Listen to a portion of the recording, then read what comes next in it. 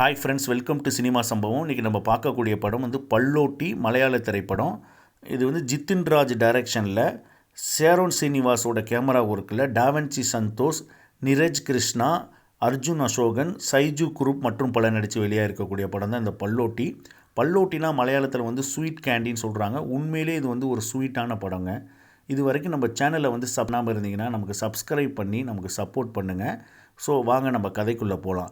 இந்த படம் வந்து ஆல்ரெடி வந்து கேரளாவோட ஸ்டேட் அவார்டை வின் பண்ணியிருக்குங்க. பெஸ்ட்டு சில்ட்ரன் மூவிக்கான அவார்டை அந்த படம் வின் பண்ணியிருக்கு. படத்தில் ஒவ்வொரு விஷயமுமே வந்து செதுக்கியிருக்காங்க.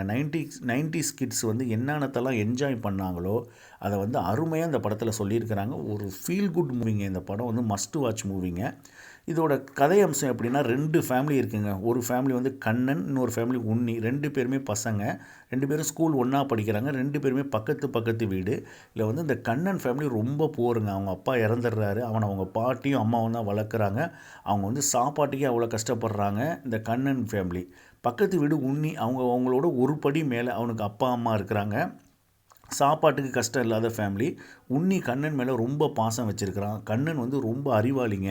அவன் வந்து சயின்ஸ் ப்ராஜெக்ட்டு, எக்ஸிபிஷனுக்கெல்லாம் ரொம்ப வந்து காசே இல்லாமல் தன்கிட்ட இருக்கக்கூடிய வாட்டர் பாட்டில், டியூப்பு இதெல்லாம் வச்செல்லாம் அவன் சயின்ஸ் ப்ராஜெக்ட்லாம் அருமையாக செய்கிறான். இதெல்லாம் உன்னியை ரொம்ப வந்து அவனை வந்து ஆச்சரியத்தில் ஆழ்த்துது. கண்ணன் மேலே ரொம்ப உயிரை வச்சுருக்கிறான். என்ன ஃபுட்டு அவங்க வீட்டில் செஞ்சாலும் உன்னி வந்து ஷேர் பண்ணுறான். அந்த மாதிரியான ஒரு அந்யூன்யமான ஃப்ரெண்ட்ஷிப்புங்க இவங்க 2 பேருக்கு மத்தியில்.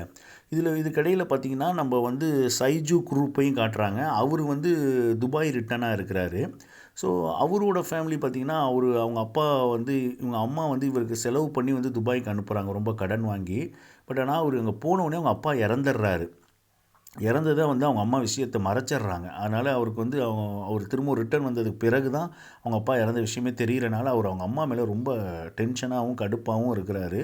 ஸோ ஃபைனலாக அந்த அன்பு எப்படி போய் முடிஞ்சிச்சுன்னு சொன்ன விதம் ரொம்ப அருமையாக இருந்துச்சுங்க. இதுக்கிடையில் நம்ம வந்து கண்ணனும் உன்னியும் அவங்க அனுபவித்ததெல்லாம் சொல்லுவாங்க. 90s கிட்ஸாக இருந்து அவங்க அனுபவித்ததெல்லாம் தான் படமாக எடுத்திருக்கிறாங்க. ஒரு நாள் இவங்க 2 பேரும் ஸ்கூலுக்கு டெய்லி நடந்து தான் போவாங்க. இப்படி நடந்து போயிட்டு இருக்கும்போது மற்ற ஸ்டூடெண்ட்லாம் பார்த்திங்கன்னா சைக்கிளில் வருவாங்க. ஒரு சில ஸ்டூடெண்ட் வந்து பேரண்ட் வந்து அவங்கள வந்து பைக்கில் விட்டுட்டு போவாங்க.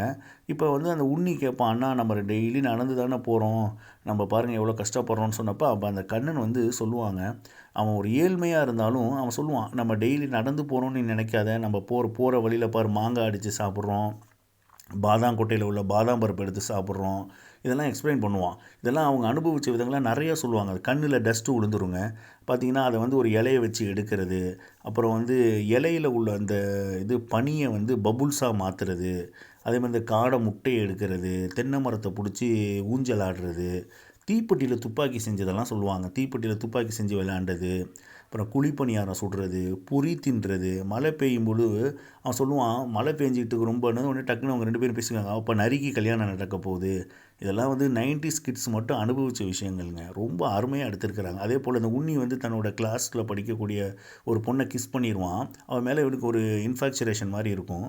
அதை வந்து நம்ம இந்த சைஜு குரூப்கிட்ட கேட்பானுங்க, அண்ணா நாங்கள் இந்த மாதிரி தெரியாமல் அந்த பொண்ணை கிஸ் பண்ணிட்டோம், அதுக்கு குழந்தை பிறந்துருமான்னு கேட்பான். இதெல்லாம் வந்து அல்டிமேட்டாக இருக்குங்க. இதெல்லாம் வந்து 90s கிட்ஸ் மட்டும்தான் யோசித்தாங்க. இப்போ உள்ள கிட்ஸுக்கெல்லாம் எல்லாமே தெரியுது. அப்போ வந்து எதுவுமே தெரியாது 90s கிட்ஸுக்கு. ஸோ அவங்க அனுபவித்த விதங்கள்லாம் சூப்பராக இருக்கும். அப்போ அவர் சொல்லுவார், நீ இன்னமும் நிறைய கிஸ் பண்ணினா ஏதாவது நடந்துரும்னு சொல்கிற அந்த காமெடிலாம் ரொம்ப நல்லாயிருக்கும். அதே போல் வந்து அவங்க ஸ்டோரி சொல்லுவார். அந்த உன்னி வந்து அந்த சைஜு வந்து அந்த ஸ்டோரி சொல்லுவார். அவரோட கதையே இந்த பசங்களுக்கு ஸ்டோரியாக சொல்கிற விதம் ரொம்ப நல்லா இருந்துச்சு. அதே போல் வந்து அந்த பாட்டி வந்து தோசை சுட்டு தருங்க கண்ணனுக்கு.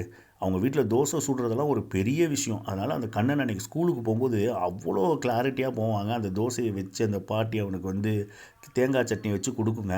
அது ஒரு கவரில் போட்டு மடித்து நியூஸ் பேப்பர் போட்டு ரேப்பர் போட்டு கொடுக்கும். அதை அந்த கண்ணன் வந்து போகிற வழியெல்லாம் மோந்து பார்த்துட்டு போவான். உன்னிகிட்ட சொல்லுவான், இன்றைக்கி நீ சாப்பாடு வந்து நம்ம ஷேர் பண்ணி சாப்பிட்லான்னு சொல்லிவிட்டு அவங்க ஸ்கூலில் உள்ள எல்லாருக்கும் கொஞ்சம் அந்த தோசையெல்லாம் பிச்சு கொடுப்பாங்க.